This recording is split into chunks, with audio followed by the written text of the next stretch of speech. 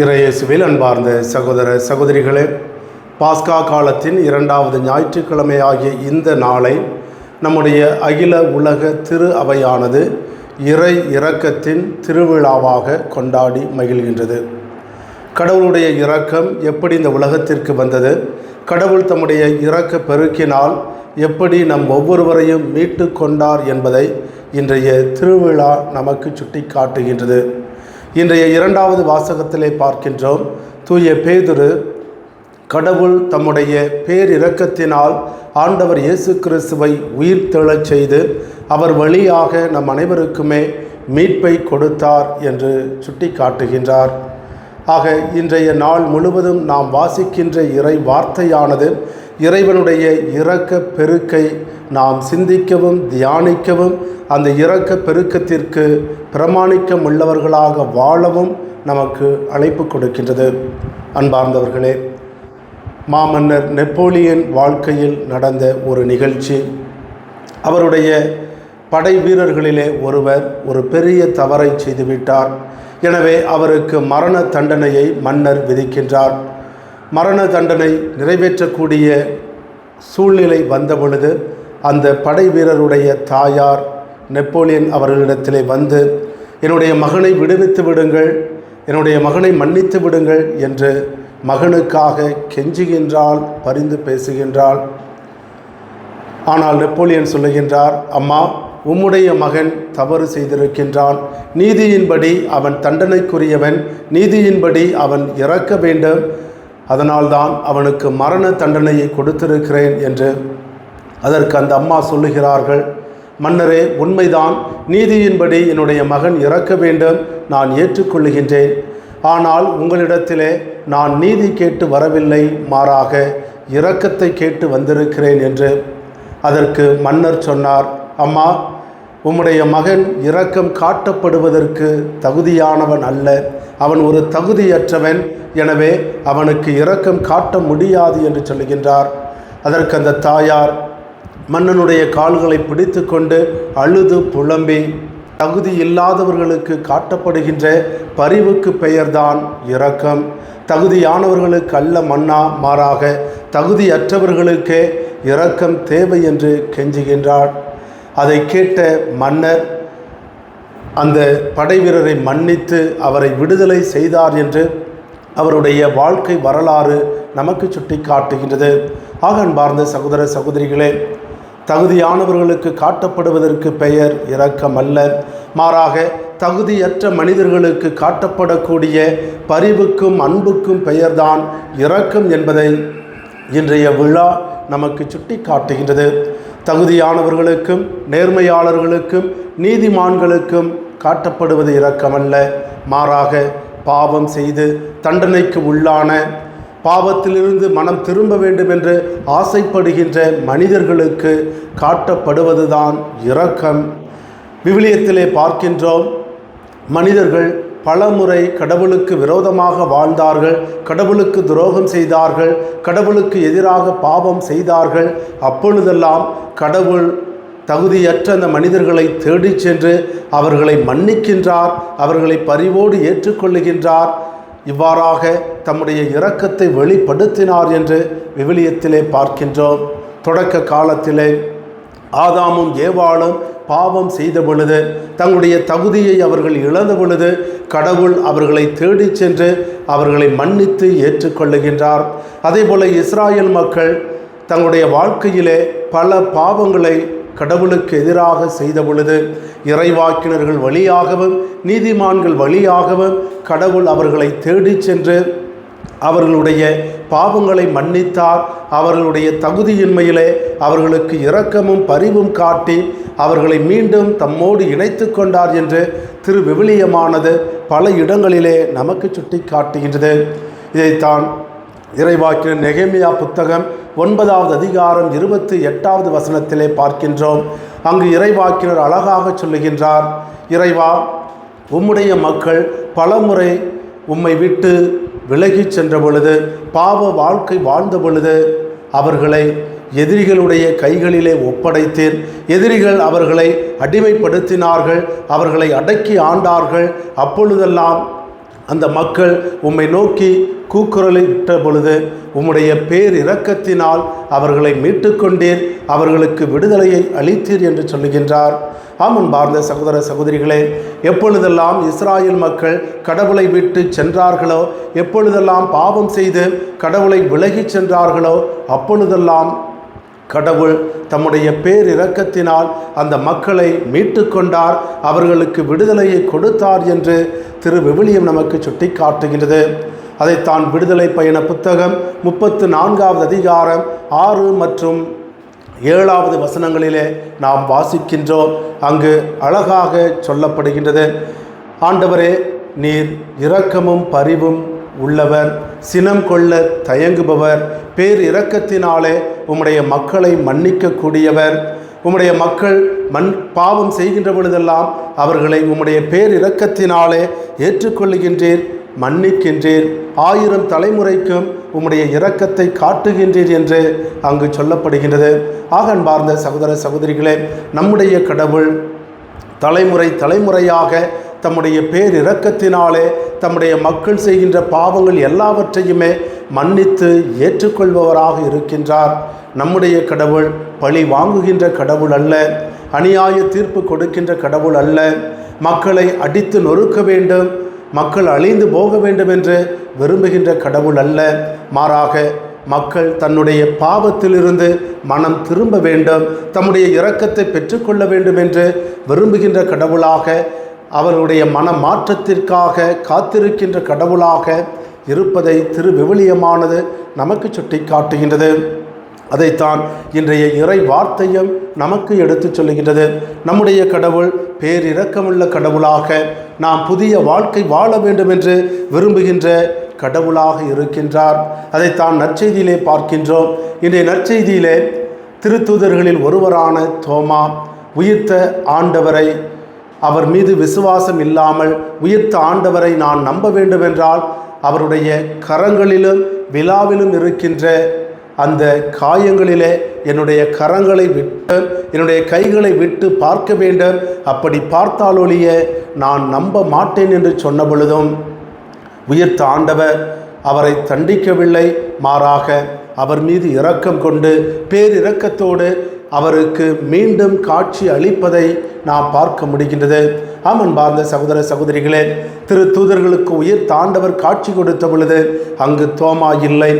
அந்த சூழ்நிலையிலே உயிர்த்த ஆண்டவரை நான் நம்ப வேண்டுமென்றால் அவருடைய காயங்களிலே விரலை விட வேண்டும், விட்டாலொழிய நம்ப மாட்டேன் என்று சொன்ன பொழுது மீண்டும் திருத்தூதர்கள் கூடியிருந்த வேளையிலே ஆண்டவர் அவர்களுக்கு காட்சி கொடுத்து, தோமா, இதோ என்னுடைய காயங்கள், உன்னுடைய விரலை உள்ளே விடு, நம்பு என்று சொல்கின்ற பொழுது என்னுடைய ஆண்டவரை, என்னுடைய கடவுளை என்று அவர் பணிந்து தாழ்ந்து ஆண்டவர் இயேசுவுக்கு முன்பாக அவர் தன்னுடைய நம்பிக்கையை அறிக்கையிடுவதை நாம் பார்க்க முடிகின்றது. அன்பார்ந்த சகோதர சகோதரிகளே, தோமா என்ற உடனே நம் அனைவருக்குமே ஞாபகம் வருவது சந்தேகம். தோமா சந்தேகப்பட்டார் என்று நாம் அவரை குறித்து சொல்லுகின்றோம். ஆனால் விவிலியத்தின் அடிப்படையிலே பார்க்கின்றோம், நற்செய்தியிலே பார்க்கின்ற பொழுது தோமா பல நல்ல காரியங்களை செய்திருக்கின்றார். முதல் 3 நற்செய்திகளிலே, மத்தேயு, மார்க்கு, லூக்கா நற்செய்திகளிலே தோமாவை பற்றி சொல்லுகின்ற பொழுது அவர்கள் தோமா ஆண்டவர் இயேசுவுடைய திருத்தூதர்களில் ஒருவர் என்று மட்டும்தான் சொல்லுகின்றார்கள்.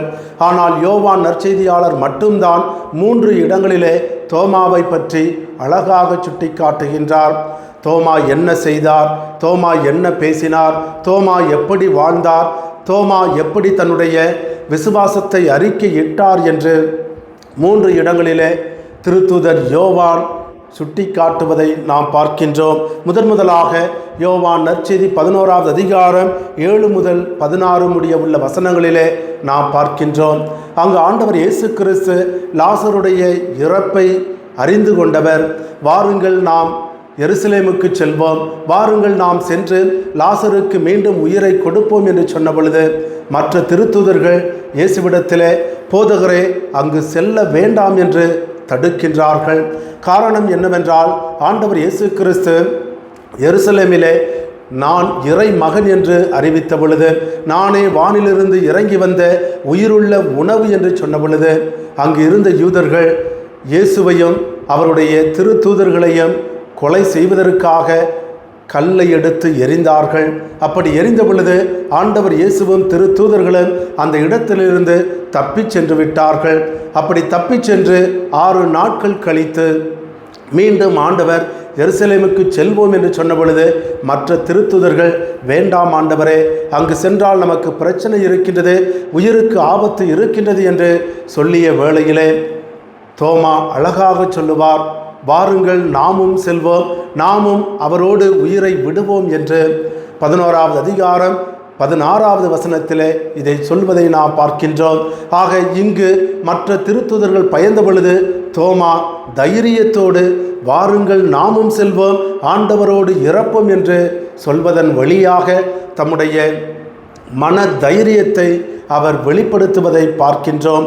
இரண்டாவதாக அன்பார்ந்த சகோதர சகோதரிகளே, யோவான் நற்செய்தி 14வது அதிகாரம் 3 முதல் 7 முடிய உள்ள வசனங்களிலே நாம் பார்க்கின்றோம்.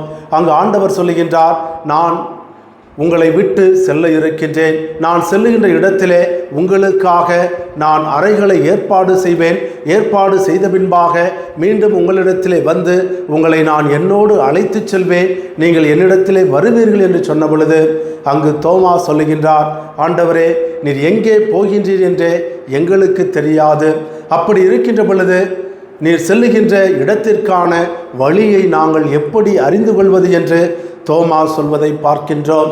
அங்கு அவருடைய வெகுளித்தனம் வெளிப்படுவதை பார்க்கின்றோம். மூன்றாவதாக அன்பார்ந்தவர்களே, இன்றைய நற்செய்தி இன்று நாம் வாசிக்க கேட்ட யோவான் 20வது அதிகாரத்திலிருந்து எடுக்கப்பட்ட இன்றைய நற்செய்தியின் அடிப்படையிலே தோமா ஆண்டவர் இயேசுவின் மீது சந்தேகப்பட்டார் என்று நற்செய்தியாளர் சுட்டி காட்டுகின்றார். அன்பார்ந்த சகோதர சகோதரிகளே, இங்கு தோமாவை பொறுத்தவரையிலே அவருடைய சந்தேகம் என்பது ஒரு பேறு பெற்ற சந்தேகம் என்று விவிலிய அறிஞர்கள் சுட்டி காட்டுகின்றார்கள். காரணம் என்னவென்றால், தோமா உயிர்த்த ஆண்டவரை பார்க்க ஆசைப்பட்டார். இதற்கு முன்பாக உயிர்த்த ஆண்டவர் திருத்தூதர்களுக்கு காட்சி கொடுத்த பொழுது இவர் இல்லை.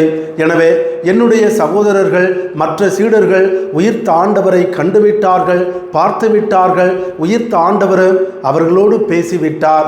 ஆனால் நான் அந்த வாய்ப்பை இழந்து விட்டேனே, எனக்கு மீண்டும் அந்த வாய்ப்பு கிடைக்க வேண்டும், நான் உயிர்த்த ஆண்டவரை பார்க்க வேண்டும், அவரோடு பேச வேண்டும், அவர் பேசுகின்ற குரலுக்கு நான் காது கொடுத்து கேட்க வேண்டும் என்ற ஒரு ஆசையோடு வாஞ்சையோடு அவர் உயிர்த்த ஆண்டவரை பார்க்க வேண்டும் என்பதற்காகத்தான் அவருடைய கரங்களிலும் விழாவிலும் ஏற்பட்ட காயத்திலே என்னுடைய விரலையும் கைகளையும் விட்டாலன்றி நான் நம்ப மாட்டேன் என்று சொல்வதை பார்க்கின்றோம். ஆக அன்பார்ந்தவர்களே, உயிர்த்த ஆண்டவரை பார்க்க வேண்டும் என்ற ஆசையோடு அவர் சொன்ன வார்த்தைகள் இவை. அது உண்மையான சந்தேகம் கிடையாது. அதனால்தான் அந்த சந்தேகத்தை பேறு பெற்ற ஆசீர்வாதமான பாக்கியமான சந்தேகம் என்று விவிலிய அறிஞர்கள் சுட்டி காட்டுகின்றார்கள். பாஸ்கா இரவு திருப்பலியின் பொழுது, பாஸ்கா புகழுரையை பாடுகின்ற பொழுது அந்த புகழுரையிலே ஒரு வாக்கியம் வரும், ஓ ஆதாமின் பாவமே, மாண்புமிக்க மீட்பரை இந்த உலகத்திற்கு கொண்டு வந்ததால் உன்னுடைய பாவம் பேறு பெற்ற பாவம் என்று வரும். அதேபோல்தான் அன்பார்ந்த சகோதர சகோதரிகளே, உயிர்த்த ஆண்டவரை பார்க்க மீண்டும் ஒரு வாய்ப்பை உருவாக்குவதற்காக அவர் பட்ட சந்தேகம் ஒரு பேறு பெற்ற சந்தேகம் என்று அழைக்கப்படுகின்றது. அன்பார்ந்த சகோதர சகோதரிகளே, தோமா உயிர்த்த ஆண்டவரை பார்க்க ஆசைப்பட்டார், அவருடைய இரக்க பெருக்கத்தை அனுபவிக்க ஆசைப்பட்டார். அதே ஆசை இன்று உங்களுக்கும் எனக்கும் இருக்க வேண்டும் என்பதை இன்றைய இறை வார்த்தையானது நமக்கு எடுத்து சொல்லுகின்றது. இன்று நாம் அனைவருமே உயிர்த்த ஆண்டவரை பார்க்க வேண்டும், உயிர்த்த ஆண்டவருடைய இரக்கத்தை பெற வேண்டும். அந்த இரக்கத்தினால் நாம் நம்முடைய பாவங்களிலிருந்து விடுதலை அடைந்து மன்னிப்பு பெற்று மனமாற்றம் பெற்றவர்களாக உயிர்த்த ஆண்டவருடைய சாட்சிகளாக மாற வேண்டும். தோமா உயிர்த்த ஆண்டவரை கண்டார், நம்பினார், தன்னுடைய நம்பிக்கையை அறிக்கையிட்டார், அந்த உயிர்த்த ஆண்டவருக்கு சாட்சியாக மாறினார். பல இடங்களுக்கு சென்று, இதோ நீங்கள் கொலை செய்த ஆண்டவர் இயேசு உயிர்த்து விட்டார், நம்மோடு வாழ்ந்து கொண்டிருக்கின்றார் என்று உயிர்த்த ஆண்டவருக்கு சாட்சி கூறி அநேக மக்களை உயிர்த்த ஆண்டவருக்குள்ளாக கொண்டு வந்தார், இறை நம்பிக்கைக்குள்ளாக கொண்டு வந்தார். குறிப்பாக நம்முடைய இந்திய நாட்டிற்கு தோமா வந்து பல இடங்களுக்கு சென்று உயிர்த்த ஆண்டவரை பற்றி அறிவித்து சான்று பகிர்ந்து கிறிஸ்தவ மதத்தை இந்தியாவிலே கட்டி எழுப்பினார் என்று வரலாறு நமக்கு சுட்டி காட்டுகின்றது. ஆக அன்பார்ந்தவர்களே, தோமா உயிர்த்த ஆண்டவரை கண்டவர், அவருக்கு சாட்சியாக வாழ்ந்தது போல இன்று நீங்களும் நானும் உயிர்த்த ஆண்டவர் மீது நம்பிக்கை கொண்டவர்களாக அவருடைய சாட்சிகளாக வாழ வேண்டும். எப்படி உயிர்த்த ஆண்டவருக்கு சாட்சியாக இருப்பது? இன்றைய முதல் வாசகம் நமக்கு பதில் சொல்கின்றது. உயிர்த்த ஆண்டவர் மீது நம்பிக்கை கொண்ட அனைவருமே இறை வேண்டலிலும் நட்புறவிலும் அப்பம் விடுவதிலும் ஒன்றாக இருந்தார்கள். ஒரே சிந்தனையோடு, ஒரே மனத்தோடு, ஒரே எண்ணத்தோடு அவர்கள் வாழ்ந்தார்கள் என்று வாசிக்கின்றோம். அதேபோல் அன்பார்ந்தவர்களே, உயிர்த்த ஆண்டவர் மீது நம்பிக்கை கொள்ளுகின்ற நாம் அனைவருமே நட்புறவிலும் அப்பம் விடுவதிலும் இறை வேண்டல் செய்வதிலும் ஒரே மனத்தோடு, ஒரே சிந்தனையோடு, ஒற்றுமையோடு வாழ வேண்டும் என்பதை இன்றைய இறை வார்த்தை நமக்கு எடுத்துச் சொல்கின்றது. எனவே இறைவன் நம் மீது கொண்டிருக்கின்ற பேர் இரக்கத்தை நினைவு கூர்ந்து இன்றைய வழிபாட்டை சிறப்பிக்கின்ற நாம் அனைவருமே இறைவனுடைய இரக்கத்துக்கு நன்றியுள்ளவர்களாக இருக்க வேண்டுமென்றால் நாம் உயிர்த்த ஆண்டவருடைய சாட்சிகளாக வாழ வேண்டும். உண்மையான நம்பிக்கையாளர்களாக ஒற்றுமையோடு வாழ வேண்டும். இந்த அழைப்பை ஏற்றுக்கொண்டு உயிர்த்த ஆண்டவருடைய அன்பு சீடர்களாகவும் அன்பு சாட்சிகளாகவும் நாம் வாழ முயற்சி செய்வோம். அதற்கான அருள் வரத்தை வேண்டி இந்த நாளிலே சிறப்பாக ஜெபிப்போம். ஆமென்.